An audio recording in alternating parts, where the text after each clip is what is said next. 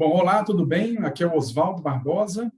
Estamos aqui para a gente começar o nosso primeiro podcast do Emprego Apoiado. É com alegria que a gente começa esse projeto aqui pela ANEA, que é a Associação Nacional do Emprego Apoiado, e nada mais, nada menos com um grande convidado aqui, que eu diria até hoje um amigo, que a gente vem a cada ano aí, juntos nessa causa pela inclusão da pessoa com deficiência. Então, Alexandre, seja bem-vindo, esse nosso, mais uma vez, nosso primeiro podcast aí da ANEA. Nosso desafio é fazer conteúdos aqui semanais, para os associados da ANEA, para as pessoas. A gente vai disponibilizar esse conteúdo pelo YouTube da ANEA.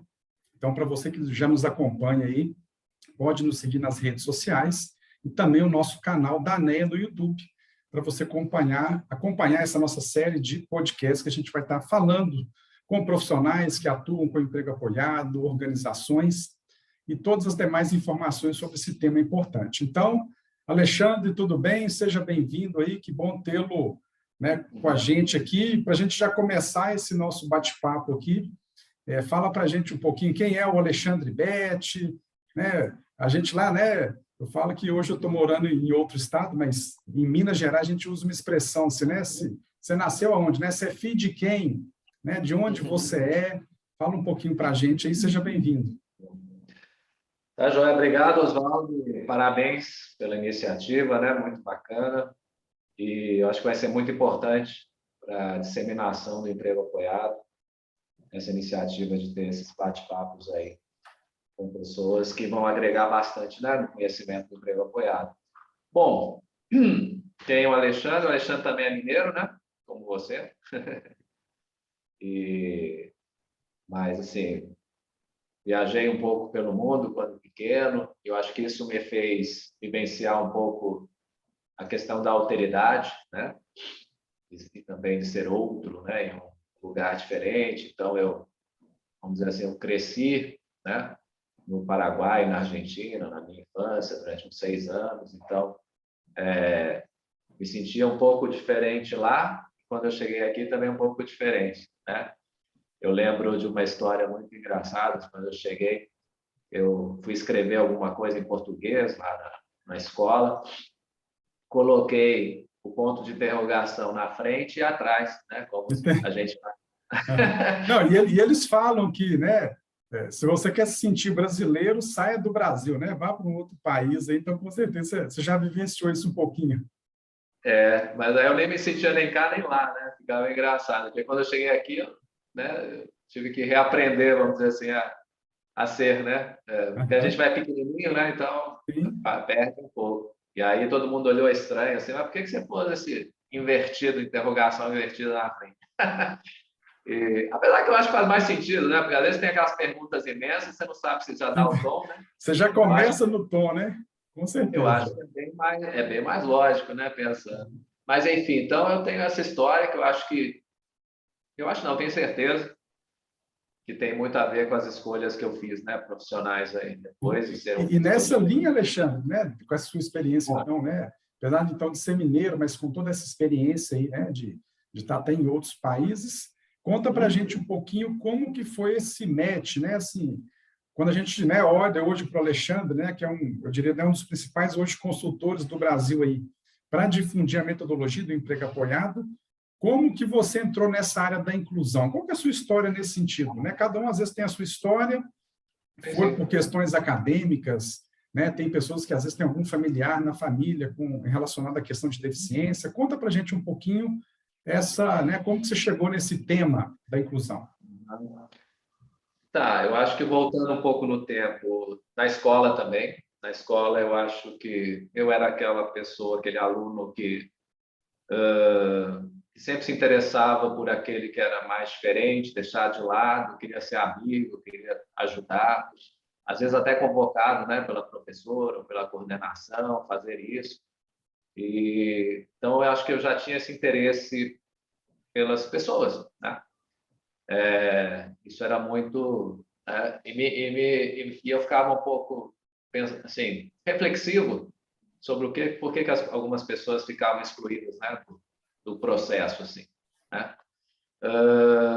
Então, acho que essa foi a minha primeira vivência, assim, relacionada ao tema. tenho um tio com esquizofrenia, né?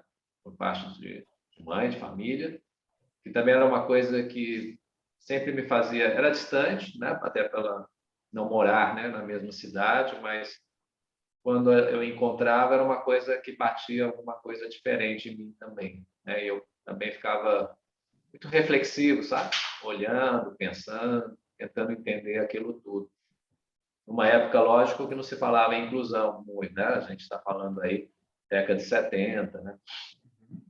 Onde isso não era ainda muito presente. Então, era bem aquela lógica, né, institucional, lógica dos hospitais psiquiátricos. Mas isso ficou na minha cabeça, assim, né? Eu acho que era uma coisa também muito presente. Sempre gostei muito de ler, então, romances, ficção, né, e grandes autores, que eu acho também isso me fazia também muito interesse pelo outro, né, pelo saber. Qual que é deixa uma dica de leitura, então, para quem está nos acompanhando. Escolha algum aí, algum livro, algum autor. O que você deixa aí de alguma dica aí? Olha, Que traga boas lembranças aí nessa jornada. eu acho que tem dois, assim, né, dois que me marcaram muito, né? Um brasileiro é Machado de Assis, eu sou fascinado, acho que para entender a alma humana não tem ninguém melhor, né? As contradições, né? As diferenças, enfim, eu acho que é muito interessante, muito bacana para entender o Brasil também. E um estrangeiro que me marcou muito, eu acho que tem a ver até com a postura social, política, de indignação perante algumas coisas, que é o Charles Dickens, né? Também, em inglês, né? Então, falando lá dos primórdios da Revolução Industrial e contando, né, das crianças que trabalhavam, né, das ruas e dos pobres na Inglaterra, Londres, né? Isso era uma coisa que eu lia de tudo. David Copperfield, Oliver Twist, né? Toda aquela turma. E aquilo me falava, poxa, mas como que isso é possível, né? Como que isso acontece, né? Não, muito bom. Eu diria duas valiosas dicas aí. Então, retomando ali aquela sua história, então, né, você falou de um tio ali com a esquizofrenia, né, os seus próprios Isso. estudos, e aí como que chega, então, né, como é que abre esse caminho ali? Né, aí vou colocar ainda em perspectiva, assim, né, Alexandre, assim, não só a própria, que tem duas questões, né, assim, o seu próprio envolvimento com a inclusão da pessoa com deficiência, e também como que entra o emprego apoiado nessa história, né? Enquanto hoje, né, uma metodologia.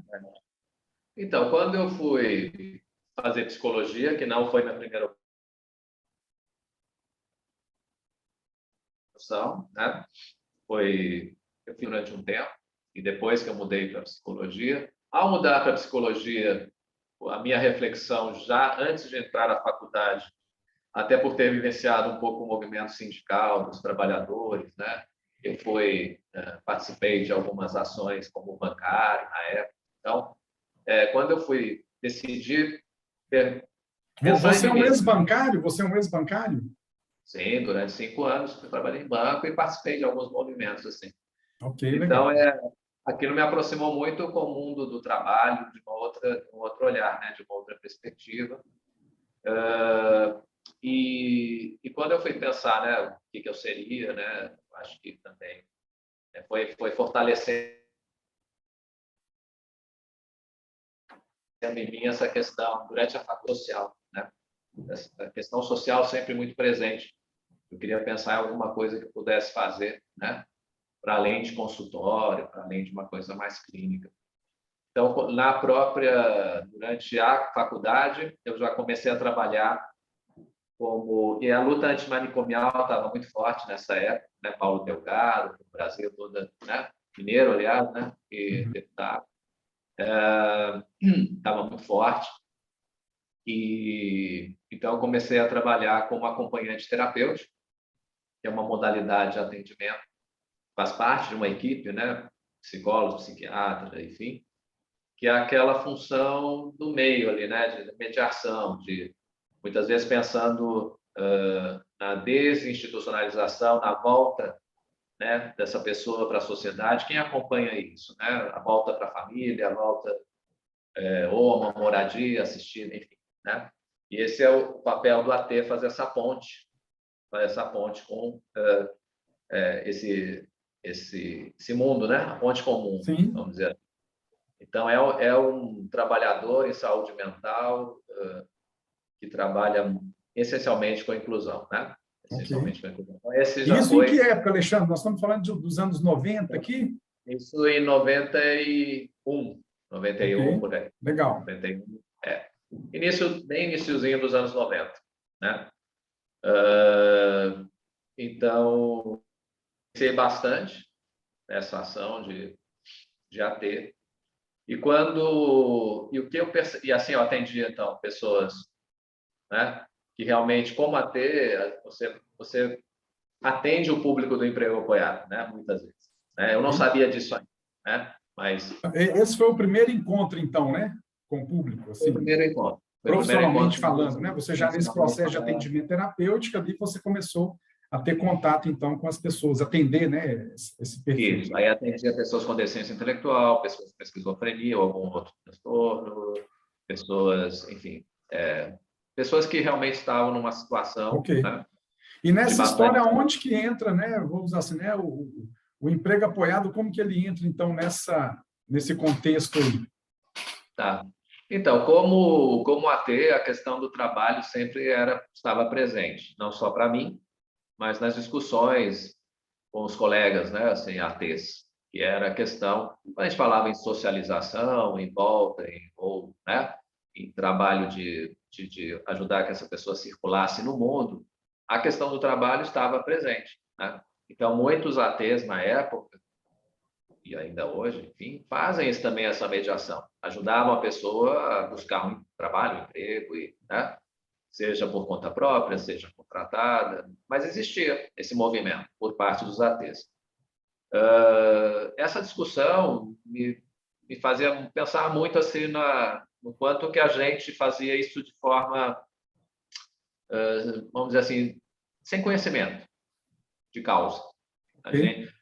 Nós tínhamos uma formação clínica muito boa, né, uma discussão na saúde mental excelente, né, enfim, um embasamento muito bacana, todos nós, mas ao dialogar com o mercado de trabalho, com o mundo do trabalho, eu, Alexandre, sentia que me faltava alguma coisa. Não sei para os outros nesse nível, né?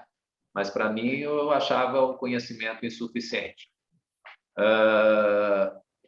Por volta de... Aí isso já era 97, por aí, 96, 97, né? Já tinha saí da faculdade, me formei, continuei fazendo trabalho de AT, né, como uma das minhas atividades na época. E um dos meus colegas que também faziam esse trabalho, um amigo meu, ele estava trabalhando no Carpe Diem, e aí o Carpe Diem, para quem não sabe, aqui em São Paulo, um dos pioneiros, né? Não o primeiro, porque você tem as APAES, né, que foram as primeiras associações a realmente ter um emprego apoiado, algumas delas, não todas. Sim.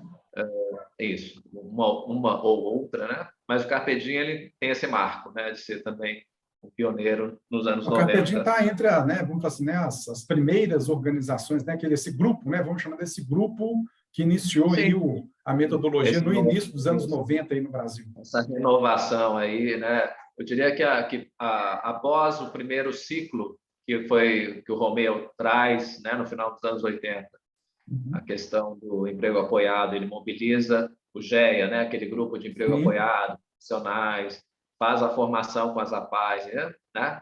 Esse foi o primeiro ciclo. Então, a sua conexão, ou seja, né, olha que interessante, né, a história, né, até, né, para as pessoas, né, conhecerem hoje um pouco melhor o Alexandre Betti.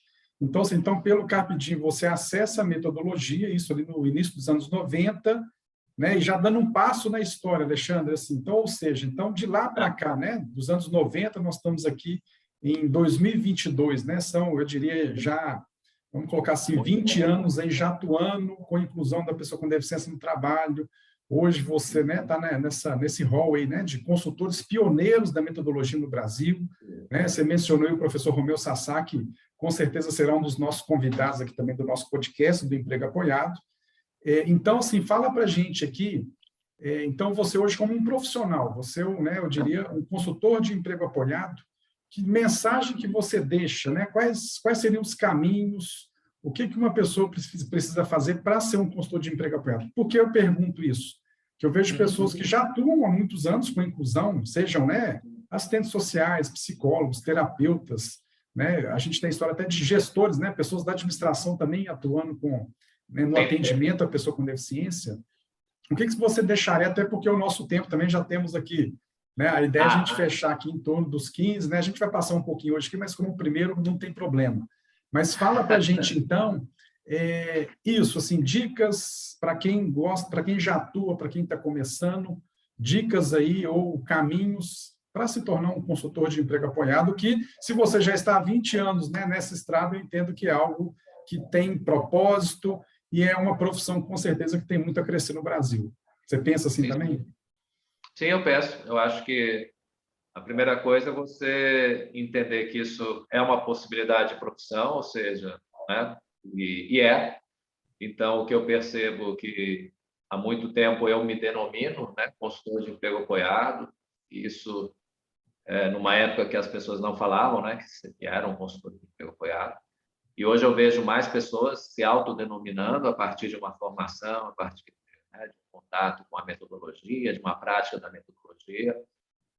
Vamos dizer assim, tomando coragem, né, para dizer, olha, eu sou consultor de emprego apoiado. Porque é um ato de coragem, vamos dizer assim, você se denominar uma profissão que ainda não é reconhecida, né? Mas então, em breve será, né? Com certeza, aí, com o apoio da NEA, dos parceiros associados, em breve teremos aí uma legislação sobre isso. Exato, que aí vai facilitar bastante, né? E eu acho que aí você tem, neste momento histórico, assim, você ainda vai ter um grupo de pessoas com muita experiência que vão conhecer a metodologia, começar a praticar a metodologia e ser reconhecido, né, por pares, né, por usuários e, enfim, como bons consultores, né? Mas isso diante de um reconhecimento de uma trajetória e de um conhecimento.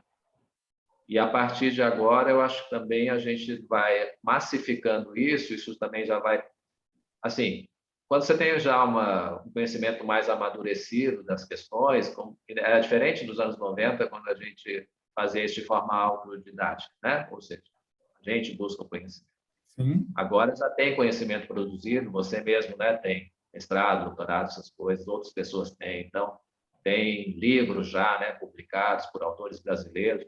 Então, agora, neste momento que está também em vias de ser aprovada uma legislação, agora começa a fazer muito sentido que o consultor, primeiro, busque uma boa formação na metodologia, né? Busque essa boa formação.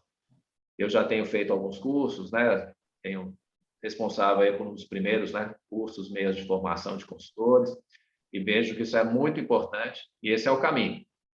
Ou seja, que as pessoas realmente busquem, né, apesar de experiências, de formações, é necessário. Esse é o recado, eu acho que aquela mesma percepção que eu tive, né, Oswaldo, nos anos 90, dizer assim, olha, eu não sei, eu tenho que buscar... Esse é o primeiro passo, né? Vamos reconhecer que é, né, importante, né, o conhecimento, né? Eu falo que a ignorância pode levar a gente a muitos caminhos, né? E nessa área, né, e quando a gente fala da inclusão, a gente tem que falar, sim, da área social, que, né, eu também, por atuar muito no terceiro setor, a gente vê pessoas com boa vontade, eu falo assim, com amor no coração, com paixão, mas uma frase que eu tenho compartilhado é assim, né, paixão mais gestão é igual a impacto social. Então, a gente mesmo buscar mesmo conhecimento, se ele está disponível. Essa é uma frase que eu tenho repetido muito também, Alexandre, né, que recentemente eu estava estudando, buscando informação, eu li no relatório da OIT, né, que é a Organização Internacional do Trabalho, citando que o método do emprego apoiado é um dos mais estudados no mundo, nesse tema do trabalho da pessoa com deficiência. Então, olha que interessante. Então, não é uma...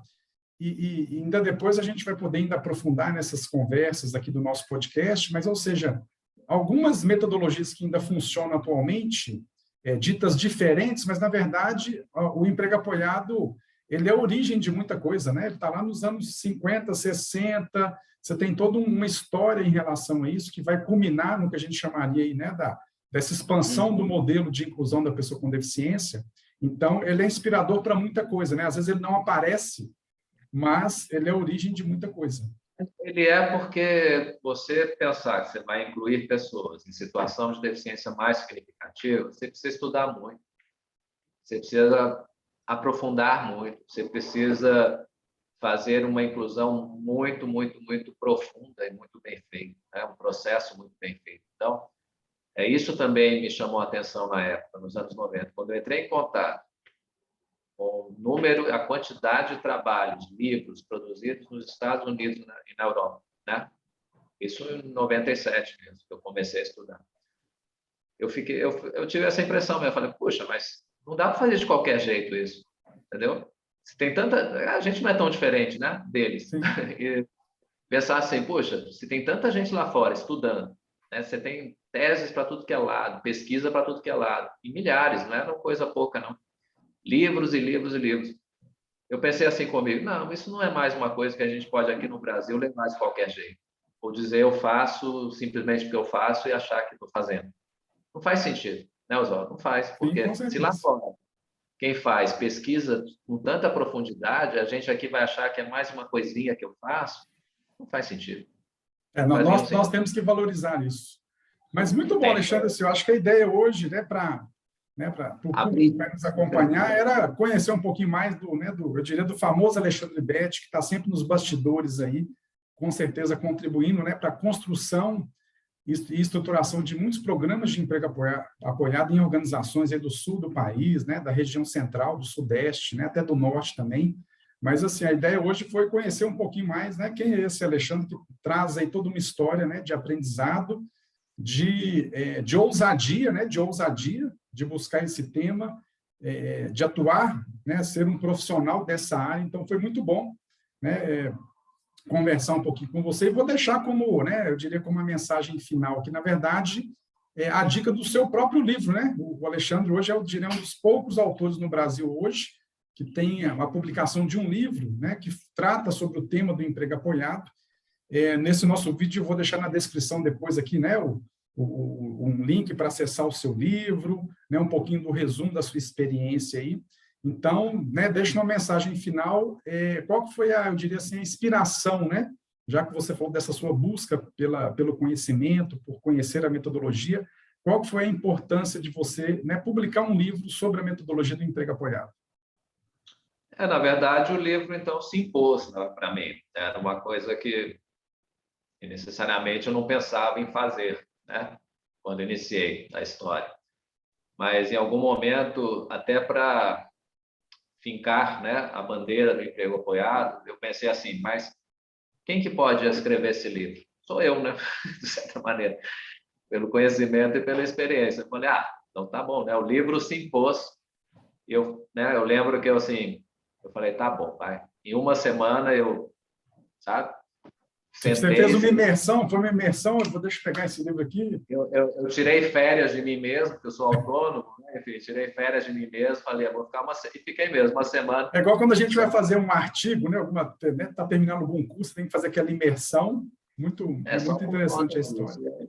E aí saiu, né? E saiu, enfim, eu acho que é importante nesse sentido, acho assim, de ter esse marco para que, lógico, isso acho que favoreceu e favorece o que veio depois, outros livros, sim, as teses, os mestrados, doutorados, né, que agora estão começando né, e que sempre trazem, de certa maneira, o livro como referência. Então, acho que acho que ele tem esse papel, mas eu acho que o livro é muito mais assim uma consequência do movimento do que um ato meu de escrever, de escrever o livro, mas eu acho que ele se impôs dentro dessa história do emprego apoiado e eu como um agente da história, na verdade.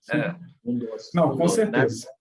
Bom, Alexandre, nesse nosso tempo, né, aquela frase, né, como que passa rápido, né, mas eu espero que seja também prazeroso para quem vai estar nos ouvindo aí, vendo, né, que agora, na verdade, o podcast moderno é imagem e som também, então a gente vai ter essas duas opções. Mas, muito obrigado, um grande abraço. Vou deixar na descrição aqui, né, o link para vocês conhecerem o livro do Alexandre. Então, hoje foi isso, né? A gente pôde conhecer um pouquinho mais desse profissional que faz parte da história do emprego apoiado. Um grande abraço e até mais. Tá, joia. Abraço, Oswaldo.